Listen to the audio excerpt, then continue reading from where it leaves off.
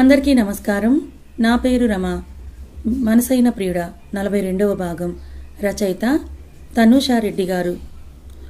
ఆమెనే చూస్తూ, అంత డబ్బు నీకెందుకు? మీ నాన్న హెల్త్ కండిషన్ బాగోలేదా అని అడిగాడు దేవ్. ఇదంతా నీకు అనవసరం. నాకు డబ్బు ఇవ్వగలరా లేదా అది మాత్రమే చెప్పండి అని అంటుంది స్థిరంగా అన్షిక. సో 24 lakhs నీకు కావాలన్నమాట. అందుకోసమే నా దగ్గరికి వచ్చావా అని అడిగాడు దేవ్. 24 లక్షలు కాదు, 24,20,000 అని అంటుంది అన్షిక.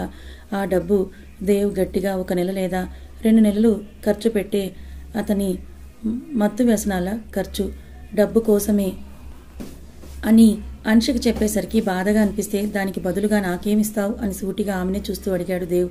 నా దగ్గరేమీ ఇవ్వడానికి ఏం లేదు సార్. నువ్వు కోరుకున్నది ఇవ్వడానికి నేను సిద్ధంగా ఉన్నానని అంటుంది అన్షిక. గ్రేట్. దానికి బదులుగా నా విల్లాకు దేవ్ మాట పూర్తి కాకముందే నీతో పక్క పంచుకోవాలి, అంతే కదా? నేను రెడీగా ఉన్నానని స్థిరంగా అన్షిక అంటుంది. పిడికిలి బిగించిన దేవుకు మాత్రమే తెలుసు ఎంతలా తన కోపాన్ని అదుపు చేసుకుంటున్నాడో. సో అన్నీ ముందే ఆలోచించుకొని ప్రిపేర్డ్గా వచ్చావన్నమాట అని అన్నాడు దేవ్. తలెత్తి చురుగ్గా చూసింది అన్షిక. ఎర్రపడ్డ ఆమె కళ్ళు ఎంతలా దుఃఖాన్ని ఆపుకుంటున్నాయో తెలిపితే, దేవ్ ఎస్, నాకు అదే కావాలి. అసలే పెళ్ళాం వదిలేసి వెళ్ళిపోయిన వాడిని వెర్రెక్కిపోతున్నాను కదా అని దవడను నొక్కిపెట్టి అంటాడు. దేవుని సూటిగా చూడలేక తలదించేసిన అన్షిక, థ్యాంక్స్, కానీ నాకు 2 రోజుల్లో డబ్బు కావాలని అంటుంది అన్షిక. అన్షిక మాటల్లోనే ఏదో దాస్తోందని అర్థం చేసుకున్న దేవ్, డబ్బు కోసం తనని అలా అడగటం అస్సలు నచ్చకపోతే పో ఇంకా అని అన్నాడు. ఎక్కడ తన కోపాన్ని చూపించాల్సి వస్తుందేమోనన్న భయంతో. అన్షిక దేవుని చూడకుండా వెళ్ళిపోతే దేవ్ సీట్ వెనక్కి వాలి దీర్ఘంగా ఆలోచించసాగాడు. ఎందుకంత డబ్బు? నిజంగా తన ఫాదర్కు హెల్త్ ప్రాబ్లమా, లేక అంశుని ఏదైనా ప్రాబ్లంలో ఉందా తెలుసుకుంటానని వర్క్ చేసే మూడ్ లేక బయటకు వెళ్ళిపోతూ అన్షిక కూర్చున్న వర్క్ ప్లేస్ దగ్గరికి నడిచాడు. అందరూ అన్షికను దేవుని చూస్తుంటే దేవుని చూసి అన్షిక చైర్ నుంచి పైకి లేచి నిలబడింది. టుమారో నైట్ నా విల్లాలో ఉండాలి నువ్వు, మైండ్ ఇట్ అని సీరియస్గా చెప్పి వెళ్ళిపోయాడు దేవ్. దేవ్ నుండా సమాధానం ఆమెకు ముళ్లతో శరీరం అంతా గుచ్చుతున్న బాధకు తలదించుకుంది. అందరి వైపు సీరియస్గా చూస్తూ దేవ్ బయటకు వెళ్ళిపోయాడు. ఈవినింగ్ అదే నిల్చడంతో హాస్పిటల్కు వెళ్ళింది అన్షిక. బాబు ఇంకా ఐసీయూలోనే ఉన్నాడు. మనసుని కాల్చిన ఇనుప కడ్డీలతో కాలుస్తున్న బాధకు నిద్రపోతున్న విహాన్ తల నిమురుతూ, ఇంకో 2 రోజుల కన్నా అంతే, నువ్వు హెల్దీ అయిపోయి నాతో గొడవ పడుతూ అలుగుతూ స్కూల్కు ఎప్పట్లా వెళ్తావని విహాన్ నుదుటన ముద్దిచ్చింది అన్షిక. మరుసటి రోజు ఆఫీస్కు వెళ్ళలేదు అన్షిక. అన్షిక రాలేదని తెలుసుకున్న దేవ్ సైడ్ స్మైల్ ఇచ్చి తన వర్క్లో తను లీనమైపోయాడు. ఈవినింగ్ అవుతుంటే దేవ్ మొబైల్ నుండి వచ్చిన మెసేజ్కు, నర్స్ బాబుని చూసుకోండి, నేను ఎర్లీ మార్నింగ్ వచ్చేస్తానని అన్షిక వెళ్తుంటే చెయ్యి పట్టుకొని ఆపిన విహాన్, ఎక్కడికి మమ్మీ, నన్ను ఒంటరిగా వదిలి వెళ్ళకని దీనంగా మొహం పెట్టి అడుగుతాడు. విహాన్ చెంప నిమిరి, త్వరగా వచ్చేస్తాను కన్నా, ట్రస్ట్ మీ, అమ్మ నీ కోసమే వెళ్తోందని వాడి బుగ్గ మీద ముద్దిచ్చి హాస్పిటల్ నుంచి వెళ్ళలేక వదిలి దేవ్ విల్లాకు కదిలింది అన్షిక. హాల్లోనే డిమ్ లైట్ వెలుతురులో విస్కీ గ్లాస్ చేతిలో పట్టుకొని సిప్ చేస్తూ కూర్చున్నాడు దేవ్. మోగిన కాలింగ్ వెలుకు అసహనంగా డోర్ ఓపెన్ చేసిన అతనికి ఎదురుగా అన్షిక తల వంచుకొని కనిపిస్తుంది. అన్షికనే చూస్తూ, నీకు కావాల్సింది డబ్బు, ఇస్తాను, వెళ్ళిపో అన్షు. డబ్బు కోసం నువ్వు ఇంతలా దిగజారాల్సిన అవసరం లేదని అన్నాడు దేవ్. నీకింకా బాకీ పడటం నాకు ఇష్టం లేదు దేవ్, అయినా ఏదో కొత్త అయినట్టు ఎందుకిలా మాట్లాడుతున్నావు అని నిర్లిప్తత నిండిన గొంతుతో అంటుంది అన్షిక. దేవ్ అన్షిక మాటకు అడ్డు తప్పుకున్నాడు. లోపలికి నడిచింది అన్షిక. ఆ ఇంట్లో ఎన్నో జ్ఞాపకాలు ఆమెకు. దేవ్ అయితే ఆ జ్ఞాపకాలతోనే అన్షిక లేని 3 ఏళ్లు బ్రతికాడు. తన ఇంట్లో నుండి వెళ్లే రోజు వస్తుందని ఊహించని ఆమె వెళ్లే సమయంలో మళ్లీ తిరిగి ఆ ఇంట్లో కాలు పెట్టకూడదని అనుకుంది. కానీ పరిస్థితులు, విధి తిరిగి ఆమెను తన భర్త దగ్గరికి చేర్చాయి.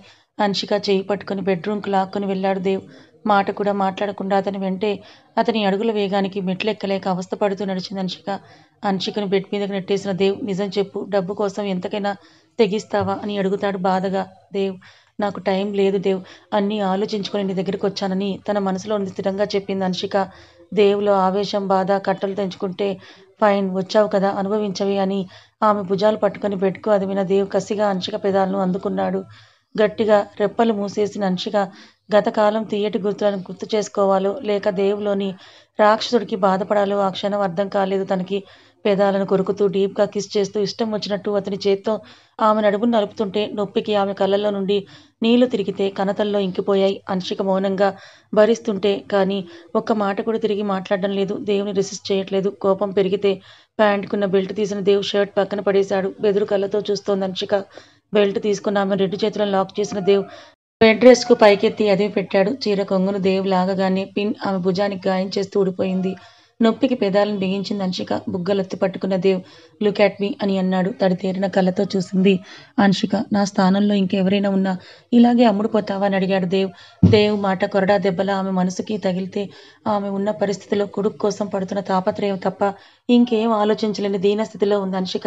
తల వంచేసింది అంశిక. సైడ్ స్మైల్ ఇచ్చిన దేవ్, నా మనసుని ముక్కలు చేశావు కదే అని కంఠం మీద పెదాలను నిలిపి పంటి ఘాట్లను దింపాడు. ఆమె మీద కోపాన్ని తన చేతులతో పంటి ఘాట్లతో దేవ్ చూపిస్తుంటే నొప్పిని పంటి బిగువున దాచేసిన అంశిక మాటలు రాని బొమ్మలా దేవ్ చేతుల్లో ఉండిపోయింది. అతని మనస్సాక్షి ఒప్పుకోకపోతే నడుమును చూసి పైకి లేచేశాడు. బెల్ట్ తీసి ఆమె చేతిలో నుడిపించి బాల్కనీలోకి వెళ్ళిపోయాడు దేవ్. అంశిక దేవుని చూస్తూ చీరను కప్పుకుంది. బాల్కనీలో సిగరెట్ వెలిగించి తాగిన దేవ్ ఆలోచనల నుండి బయటకొచ్చి మళ్ళీ బెడ్రూంలోకి నడిచాడు. అంశు అప్పటికే చీరను కట్టుకున్న అంశిక ఎందుకు మధ్యలోనే తనని వదిలేసి వెళ్ళిపోయాడో అర్థం కాక ఆలోచిస్తుంటే వేస్గా వచ్చిన దేవ్ గొంతుకు తలెత్తి చూసింది అంశిక. పేదాల నుండి ఇంకా బ్లడ్ వస్తుంటే కంఠం మీద ఎర్రటి గుర్తులు కనిపిస్తున్నాయి. డీప్ బ్రీత్ తీసుకొని వార్డ్రోబ్ నుంచి మినీ బ్యాగ్ తీసుకున్న దేవ్ ఆమె ముందుంచి జిప్ లాగ్ చూపించాడు. మొత్తం డబ్బు ఇందులో నువ్వు అడిగిన దానికన్నా ఎక్కువే ఉంది. నా కంటికి కనిపించకుండా వెళ్ళిపో అని అన్నాడు దేవ్. నాకు 24,20,000 మాత్రమే కావాలి దేవ్ అని స్థిరంగా చెప్పింది అంశిక. ఐ సెడ్ గెట్ లాస్ట్ అని అన్నాడు దేవ్ బాధగా. దేవుని చూసి బ్యాగ్ అందుకున్న అంశిక మిగిలిన డబ్బు బెడ్ మీదే ఉంచింది.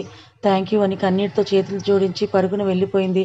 టైం అర్ధరాత్రి అవుతుంటే డ్రైవర్, మేడం సార్ డ్రాప్ చేయమన్నారు మిమ్మల్ని. డ్రైవర్ కార్ తీశాడు. మౌనంగా కూర్చుంది అంశిక. దేవ్ రూంలోకి వస్తువులన్నింటినీ చెల్లాచెదురుగా విసిరికొట్టి కోపంగా జుట్టులోకి పోనిచ్చి వేళ్ళుని గట్టిగా అరిచాడు. కార్ను హాస్పిటల్కు కాస్త ముందే ఆపిన అంశిక అక్కడి నుంచి నడుచుకుంటూ రిసెప్షన్ కౌంటర్ దగ్గరికి నడిచిన అంశిక విహాన్ పేరు మీద బిల్ క్లియర్ చేయాలని అడుగుతుంది. అంశిక ఉన్న అవతారానికి ఆ అమ్మాయి వింతగా చూస్తూ ఒక్క నిమిషం డాక్టర్ గారికి కాల్ చేస్తానని కాల్ చేసింది. ఆ అమ్మాయి అవతల నుండి చెప్పిన మాటకు ఓకే సార్ అని ఆ అమ్మాయి బిల్ కట్టించుకుంటే గుండెల మీద నుండి బరువు దిగినంత తేలికగా కొడుకు ఉన్న రూంలోకి నడిచింది. నిద్రపోతున్నాడు విహాన్. కొడుకు నుదుటి మీద ముద్దాడి నా బంగారం నార్మల్ అయిపోతాడని సంబరపడుతున్న ఆమెకు ఆమె మనస్సాక్షి తండ్రికి బిడ్డను దూరం చేయడం తప్పు కాదని ఆలోచించిన నువ్వే ఇప్పుడు అదే తండ్రి డబ్బుతో నీ బిడ్డను బ్రతికించుకున్నావు. తప్పు కాదా? అతని దగ్గరికే నీ ఆత్మాభిమానం చంపుకొని ఒక క్యారెక్టర్లెస్ ఆడదానిగా వెళ్ళావు. నీకు దేవ్ గర్ల్ ఫ్రెండ్స్కు తేడా ఏముంది? సూటిగా ప్రశ్నించింది. కాదు, నేను వాళ్ళలా కాదు. నా బిడ్డ కోసం వెళ్ళాను. అయినా వెళ్ళింది నా భర్త దగ్గరికే అని తన్ను తాను సమర్థించుకుంది అంశిక. అని ఎదురుగా నిలిచిన అంశిక మనస్సాక్షి నవ్వుతూ మెడలో తాళి లేదు, కాళ్ళకు మెట్టలు లేవు, ఎలా నీకు అతను భర్త అవుతాడు? నువ్వెప్పుడో నీ మూర్ఖత్వంతో ఆ బంధాన్ని నీ చేతులారా తెంచేసుకున్నావని మర్చిపోయావా అని అంటుంది. అంశిక కళ్ళు సంద్రాలైతే దేవ్ నా లైఫ్లో ముగిసిన అధ్యాయం అవ్వచ్చు కానీ నేను మరవలేని జ్ఞాపకం. నా జీవితమే తను అని బాధగా ఏడుస్తూ అంటుంది అంశిక. మరి అతనికి? సూటిగా వచ్చిన ప్రశ్నకు నేను నా కళ్ళతో చూశాను. దేవ్ నన్ను మోసం చేసి ఒక బిడ్డను కూడా కన్నాడు. ఎలా అతన్ని క్షమించను? నువ్వు చూసావా?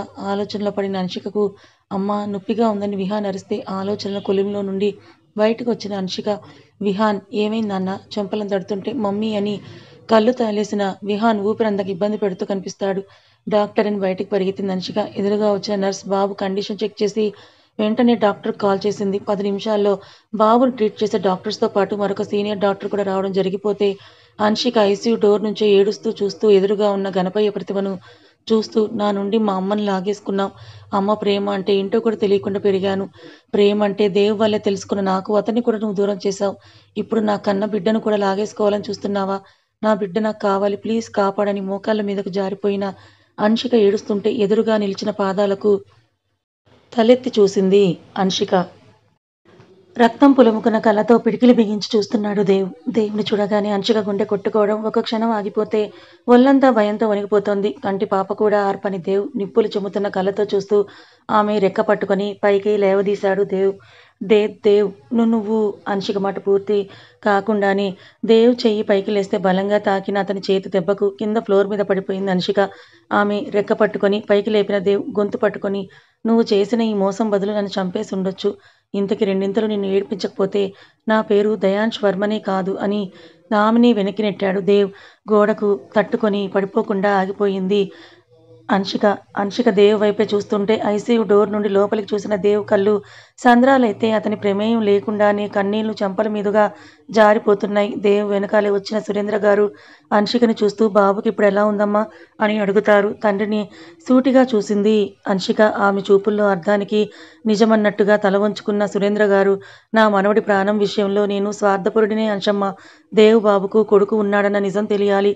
ప్రాణాలతో పోరాడుతున్న ఆ పసివాడికి తండ్రి ప్రేమ తెలియాలని స్థిరంగా చెప్పారు. అంశిక మౌనం దాల్చి విహాన్కు ఏ ప్రమాదం లేదని ఎప్పుడు చెప్తారా అని ఆశగా ఎదురుచూస్తోంది. ఆక్సిజన్ మాస్క్తో ఉన్న కొడుకు చూస్తున్న దేవ్కు చేతులు వణుకుతుంటే ఇన్ని రోజులు తాను మాట్లాడింది, నవ్వింది తన రక్తాన్ని చూసే అని నిజం నమ్మలేక చూస్తున్నాడు దేవ్. 10 నిమిషాలకు బయటకు వచ్చిన డాక్టర్లను చూసి how is his health condition అని బాధగా కూడుకుపోయిన గొంతుతో అడుగుతాడు దేవ్. మీరు దేవ్ అంశికను అక్కడే చంపేసేలా చూశాడు. తల వంచుకుంది అంశిక తప్పు చేసిన దానిలా. బాబు తండ్రిని హీఈస్ మై సన్ అని గంభీరంగా చెప్పాడు దేవ్. దేవుని కింది నుంచి పై వరకు చూసిన డాక్టర్ వెంటనే సర్జరీ చేయాలి. బాబుకి హార్ట్లో హోల్ ఉంది.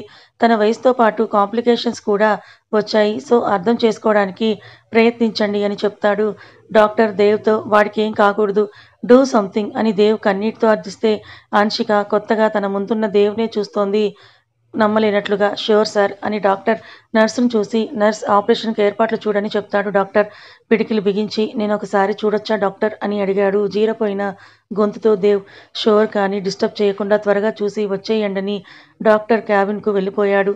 లోపలికి ఒక్కో అడుగు భారంగా వేసుకుంటూ నడిచాడు దేవ్. ఇన్ని రోజులు కళ్ళ ముందే తిరుగుతున్న తన రక్తమే అని గుర్తించలేకపోయాడు దేవ్. దగ్గరికి నడిచిన దేవ్ బాబు తల నిమిరి విహాన్ అని ప్రేమగా పిలిచాడు.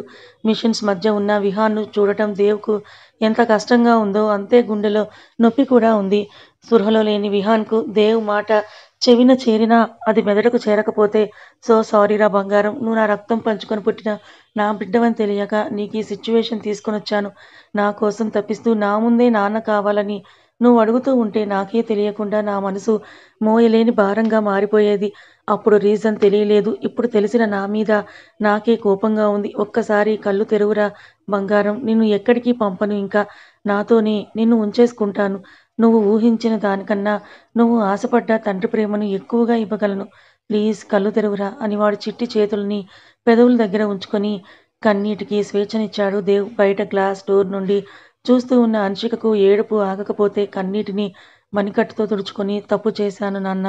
నా కొడుక్కి తండ్రి ప్రేమను దూరం చేసి నా బాల్యం గడిచినట్టే వాడి బాల్యం కూడా గడవడానికి నేనే కారణమయ్యాను. నా బిడ్డ నాకు కావాలి నాన్న, డాడీ డాడీ అని కలవరించేవాడు కదా వాడి డాడీ, ఇప్పుడు వాడి కళ్ళ ముందే ఉన్నాడు కదా, కళ్ళు తెరవమని చెప్పండి అని ఏడుస్తూ తండ్రి గుండెల్లో మొహం దాచుకొని వెక్కుతోంది అంశిక. మరో 10 నిమిషాల్లో ఆపరేషన్ స్టార్ట్ అయితే దేవ్ తండ్రి పలుకుబడి ఉపయోగించి దేశంలోని ప్రముఖ డాక్టర్స్ను కాంటాక్ట్ అవుతాడు.